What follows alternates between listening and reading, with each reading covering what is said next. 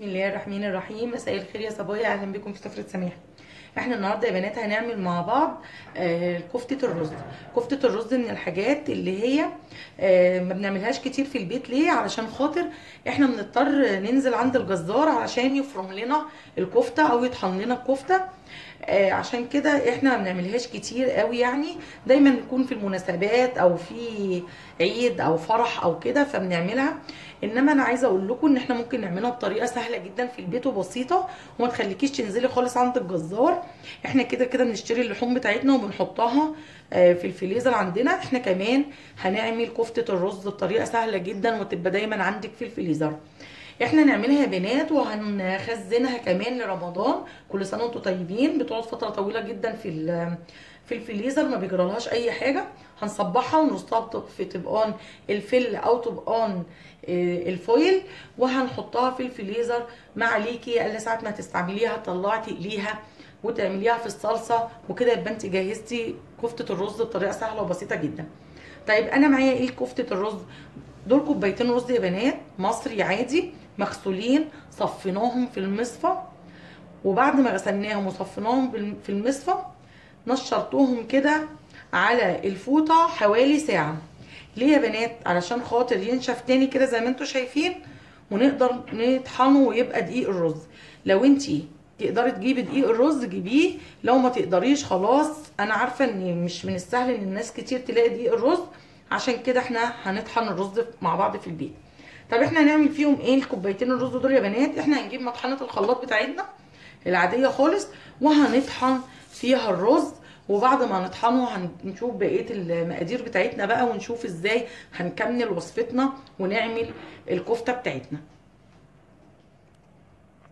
ويا بنات الرز بتاعنا بعد ما طحناه شايفين بقى ناعم وحلو جدا، بسهوله خالص هتعمليه في البيت، مش محتاجه ان انت تروحي عند الجزار. ومعانا كمان نص كيلو لحمه. دول كوبايتين الرز زي ما اتفقنا عملناهم دقيق، وده نص كيلو لحمه، ودي ربع حزمه بقدونس، ربع حزمه شبت، ربع حزمه كزبره، 4-5 فصوص توم، بصله وسط. الفلفل ده على حسب رغبتك، عايزه تحطيه عايزه مش عايزه. الفلفل الحار ده انا بحب احطه. ودي التوابل اللي انا بحطها على كفته الرز يا بنات. دي بهارات مشكله او ال7 بهارات موجوده عند العطارين وكلنا بنجيبها. دي نص معلقه صغيره فلفل اسود، ودي معلقه صغيره كزبره ناشفه، وده ملح، ودي نص معلقه صغيره كمون. على حسب رغبتك برضو، عايزه تحطي عايزه مش عايزه خلاص. احنا هنجيب الكبه بتاعتنا او الخلاط. طب انا هعملها في الكبه، انت عايزه تعمليها في الخلاط، الكلام ده كله ينفع في الخلاط، بس هتزودي حاجتين. وانت هتضربي اول حاجه في الخلاط الخضره، وهتحطي معاها كوبايه ميه، كوبايه ميه صغيره من مج الشاي الوسط بتاعنا ده. ولما هتيجي تحطي بقيه المكونات هتحطي معاهم معلقتين بقسماط كبار عشان يمتص الميه اللي انت حطاها. بعد كده هتنفع تعمليها في الخلاط عادي خالص. انا هجيب الكبه بتاعتنا كده وهبتدي احط البصل الاول. يا بنات احنا جبنا الكبه بتاعتنا، هنقطع بس البصله كده 4/4، وهحط معاها الثوم، وهفرم الاول البصل. لازم نفرم الاول البصل.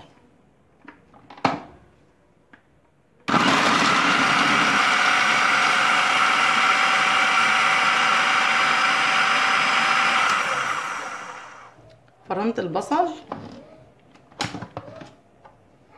شايفين اتفرم ناعم جدا ازاي.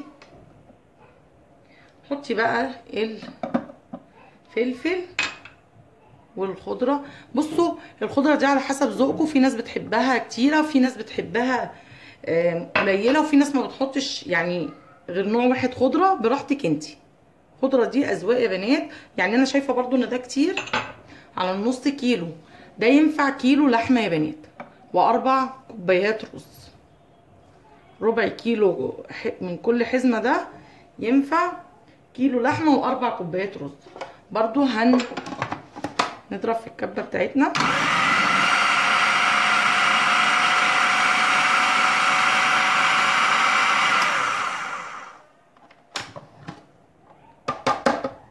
اهو شايفين ده الشكل اهو. بعدين هنحط اللحمه. لو هتعمليها في الخلاط بصوا انا دايما بجيب اللحمه بتاعتي خشنه شويه، انا بحب اللحمه ما تتفرمش ناعم. انتي ممكن لو هتعمليها في الخلاط قولي للجزار يعمل لك اللحمه وش كمان، يعني نعمها لك.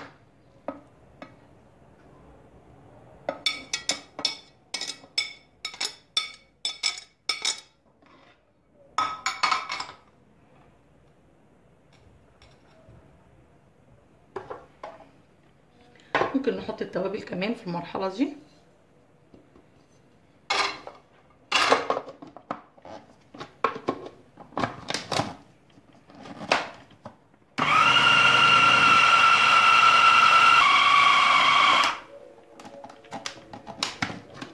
يلا بقى يا بنات نضيف الرز شويه شويه.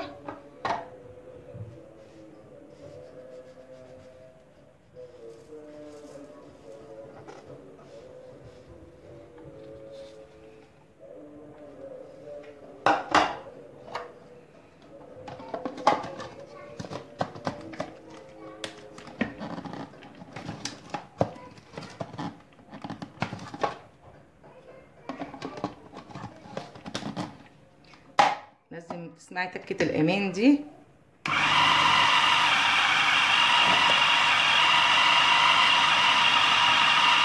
بس خلاص انت هتبتدي تحطي بقى الرز بالتدريج لحد ما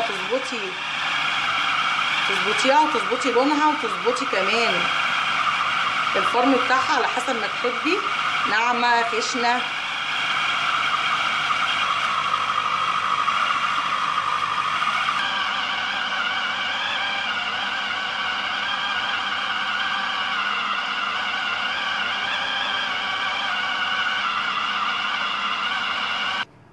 هنفضل نطحن طبعا يا بنات لحد ما نوصل للدرجة اللي احنا عايزينها.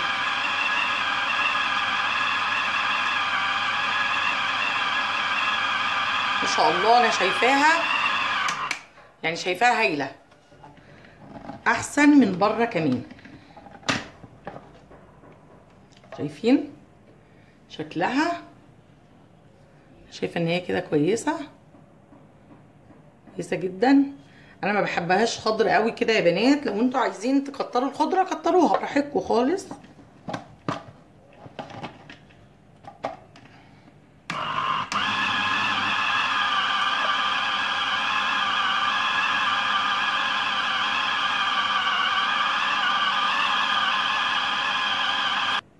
هي بنات بقى نفضيها. انا شايفاها كده كويسه جدا.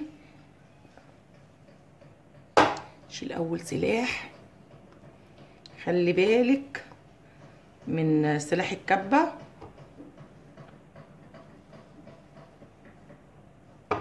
انت ما هتعمليها في البيت اصلا مش هتعمليها تاني عند الراجل تاني.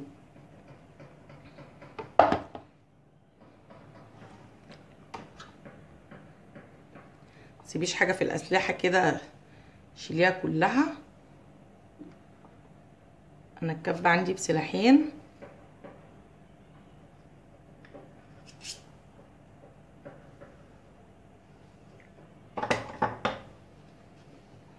وهنفضي بقيه الحاجه بقى. بصوا حلوه جدا.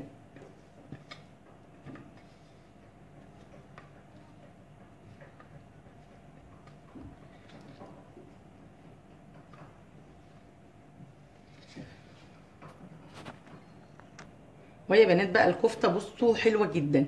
هتبلي ايدك زيت وهتبتدي تصبعيها. بصوا عامله ازاي. انتي اصلا لما هتعمليها في البيت مش هتعمليها تاني عند الجزار.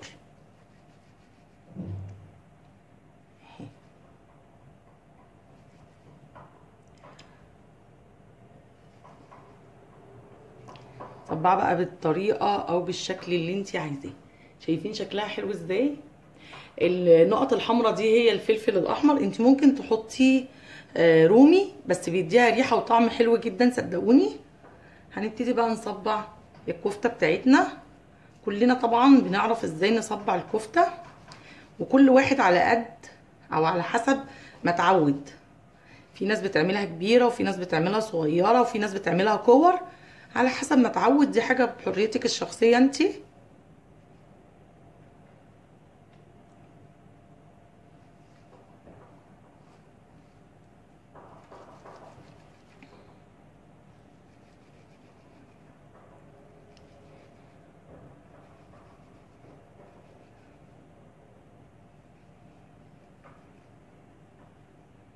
انا هكمل بقى بقيه تصبيع الكفته وهوريها لك بعد ما نخلص الكميه. اهي بنات الكفته بعد ما صبعناها، شايفين شكلها حلو ازاي؟ انتي اللي عاملاها في البيت، صدقيني بقى ريحتها حلوه جدا. مش هتحتاجي ان انتي تنزلي عند الجزار ولا اي حاجه. كمان اعملي اليومين دول بكميه ازيد شويه، واعملي لك طبق كده من الفل او الفويل اللي يعجبك، وغلفيه وحطيه في الفريزر. هينفعك جدا في رمضان. من دلوقتي كل اكله تعمليها اعملي لها كمان، اعملي كمان طبق زياده منها وحطيه في الفريزر. في اكلات بتقعد شهور طويله في الفريزر ما بيهمهاش او ما بيجرالهاش حاجه. بصوا يا جماعه، الكفته ممكن تقعد معاكي 6 شهور في الفريزر، مش هيجرالها اي حاجه. انتي بس اول ما تتجمد ما تحطيش عليها فوق بعض طبقان غير لما تتجمد. اما تتجمد عادي بقى حطي فوق بعض، مش مشكله خالص. انتي هتعملي كده. عايزه تعملي صف كمان، حطي ورقه استرتش او كيس بلاستيك افتحيه وحطيه ورصي تاني دور. بلاش تخليهم ملزوقين في بعض فوق بعض عشان ما يمسكوش في بعض ويضايقوكي لما تيجي تقليها. وهتنفعك جدا في رمضان. احنا في رمضان اصلا ما بناكلش كتير، وهيبقى طبق هتعمليه رمضان. وممكن دلوقتي لما نيجي نعمل الصلصه تشيلي برضو معاها كيس الصلصه بتاعها، ويبقى انت كده عملتي يوم تاني لرمضان من نفس الاكله اللي انت عملتيها اليومين دول. طيب احنا هنعمل ايه؟ الكفته معانا اهي، احنا هنقليها وكمان هنعمل لها صلصه. هنحتاج ايه للصلصه؟ هنحتاج نص كيلو طماطم مضروب في الخلاط ومتصفي، معلقه واحده صلصه طماطم، بصلايه مفرومه، وفلفل اسود وملح، ومعلقه صغيره سكر. بس كده، هم دول اللي احنا هنحتاجهم. هنروح دلوقتي يا بنات على البوتاجاز بقى نطبق الوصفه بتاعتنا. هنقلي الكفته وكمان نعمل لها الصلصه، ونشوف في الاخر الكفته بتاعتنا اللي احنا عملناها بايدينا في البيت شكلها هيبقى ايه. انا يا بنات اهو معايا على النار طاسه فيها زيت، وكمان طاسه فيها معلقه سمنه عاديه خالص. عايزه تعمليها بزبده براحتك، بزيت براحتك. انا ما بحطش توم تاني يا بنات عشان انا حطيت في قلب الكفته نفسها توم، فما يبقاش توم كتير في الوصفه. هنحط البصله على السمنه وهنشوحها كده مع بعض شويه.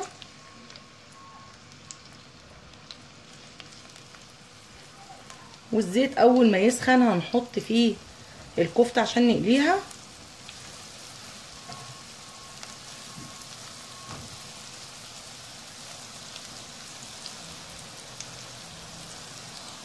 اهو يا بنات البصل دبل. هنبتدي بقى نحط عصير الطماطم اللي معانا بالراحه كده،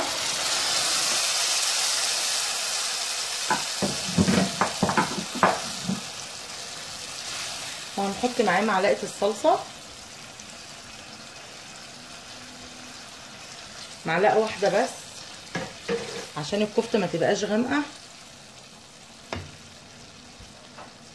وهنحط معلقه السكر الصغيره،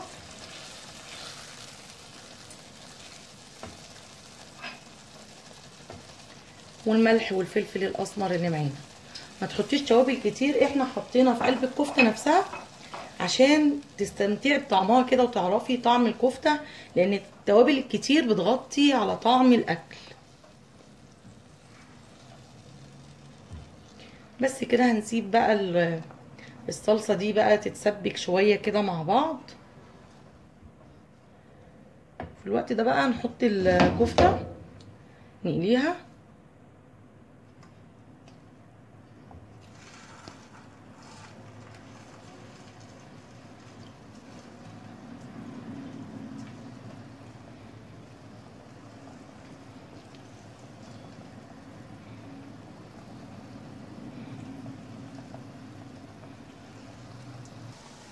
يا بنات احنا غطينا الصلصه عشان تتسبك براحتها، وبنقلي الكفته. ريحتها حلوه جدا.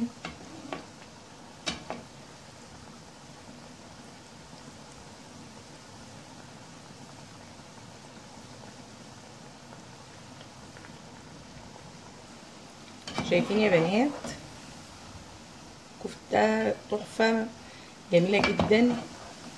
اعمليها بقى بنوع اللحمه اللي انت عايزاه، جملي، كندوز، اللي يريحك. كمان التحمير ده براحتك، عايزاها غامقه عايزاها فاتحه برضو براحتك خالص.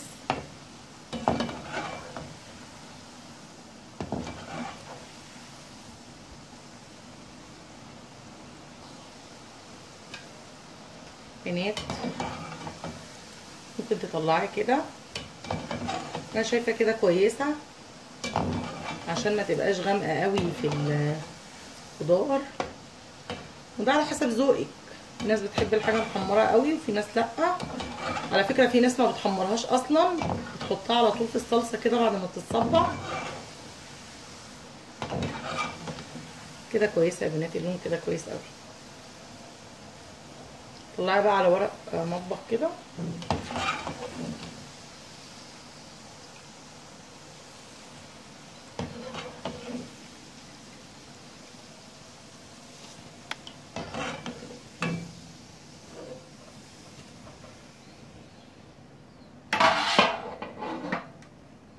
ونص بقى. بصوا يا بنات الصلصه بتاعتنا كده خلاص تمام، بس كتير كتير. انا طبعا عامله شايله شويه لرمضان، شلت شويه كفته كده في طبق فويل لرمضان. هشيل لهم كمان من الصلصه دي شويه كمان كده، هشيلهم في كيس عشان لما اطلع اعمله اطلع الكيس الصلصه مع طبق الكفته، ويبقى انا كده عندي الاكل بتاعي. بس كده انا شلت منها شويه، هشيلهم بقى هبردهم واحطهم في كيس، وهشيلهم مع الكفته اللي انا شايلاهم عشان شهر رمضان ان شاء الله.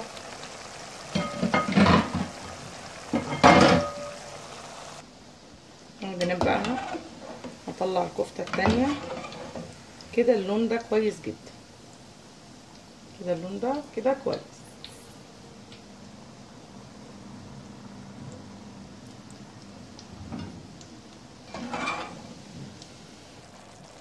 يا بنات خلاص الصلصه كده تمام. انا هنزل عليها الكفته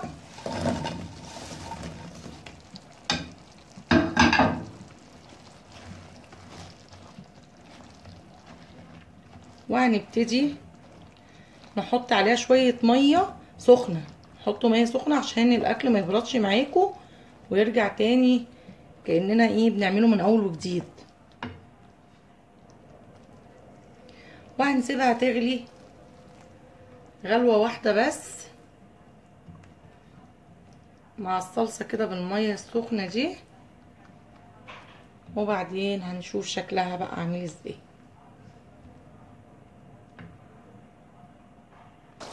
شايفين البنات الكفته خلاص بقت تمام؟ شايفين حلوه ازاي؟ شايفين الصباع عامل ازاي نافش وجميل جدا؟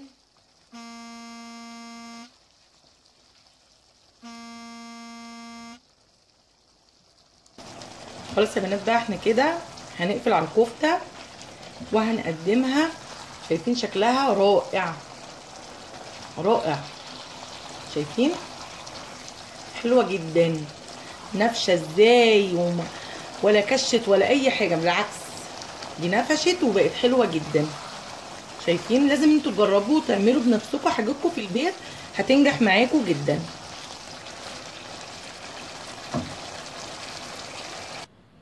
يا بنات بقى الكفته معانا هنغرفها.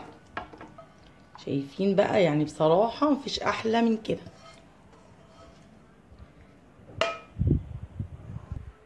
يا بنات شايفين؟ تحفه. بصوا عامله ازاي؟ انت اللي عملتيها، ما جبتيش حاجه من بره ولا كمان خرجتي بره البيت عشان خاطر تدقي الكفته ووقفتي عند الراجل بقى فتره طويله. انتوا عارفه بيبقى زحمه، وبالذات بقى اوقات الاعياد وساعه رمضان. شايفين الكفته تحفه، شكلها حلو جدا. ودي النهارده كانت وصفتي يا بنات لطريقه عمايل الكفته، وكمان خزناها. ما تنسوش ان احنا شلنا منها طبق اهو، غلفته بالاسترتش عشان خاطر رمضان، وكمان شلنا شويه صلصه من الصلصه علشان خاطر برضو نعمل له في رمضان طبق كده على الفطار سخن جنب شويه رز بشعريه، هيبقى الدنيا تمام جدا. ودي كانت وصفتي النهارده يا بنات لكفته الرز. يا رب تكون عجبتكم، ولو عجبتكم يا ريت تعملوا لي لايك وشير واشتراك في القناه.